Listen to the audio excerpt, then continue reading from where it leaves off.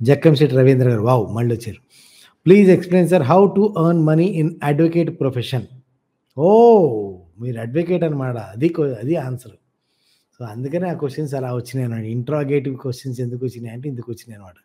Right sir. Advocate ప్రొఫెషన్‌లో ఎలా సంపాదించారు? అడ్వకేట్ ప్రొఫెషనే కాదు. There is a book called 'every street is paved with gold'. Kimbu Chang some Korean writer.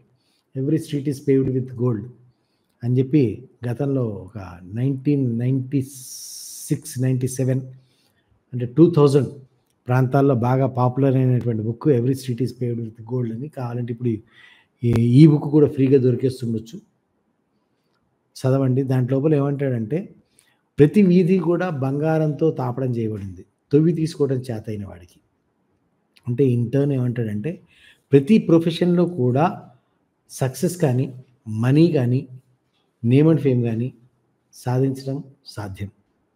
ఎందుకంటే ఏ రంగంలో చూసినా ఆ రంగంలో పీక్‌కెళ్ళి ఆ రంగాన్ని శాసిస్తున్నవాడు ఉంటాడు. ఆ రంగంలో పూట గడవక ఇబ్బందులు పడుతున్నవాడు ఉంటాడు. మీరు అడ్వకేట్ అన్నారు కాబట్టి అడ్వకేట్‌గానే కోర్టుకెళ్తే ఈ పూట టీ డబ్బులకి ఎవరిని కనపడితే వాళ్ళని బాధే స్థితిలో ఉన్న అడ్వకేట్లు కనపడతారు.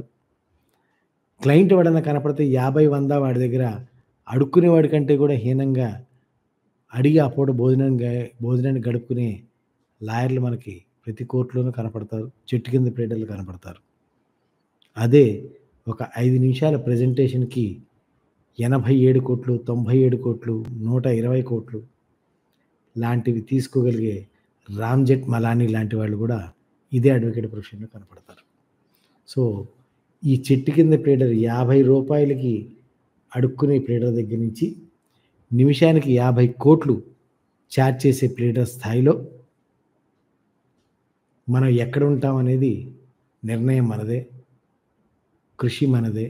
ఫలితం మనదే. సో, ఇది ఇన్ టర్న్ జనరల్‌గా ఎనీ ప్రొఫెషన్‌కి ఇది వర్తిస్తుంది. మీకు ఇంకా దీని గురించి వివరాలు కావాలంటే you can call me. We can talk any time in leisure. డెఫినిట్‌గా నాకు అడ్వకేట్ ప్రొఫెషన్ గురించి కొంత అవగాహన ఉంది. డెఫినిట్‌గా I can share some ideas about that.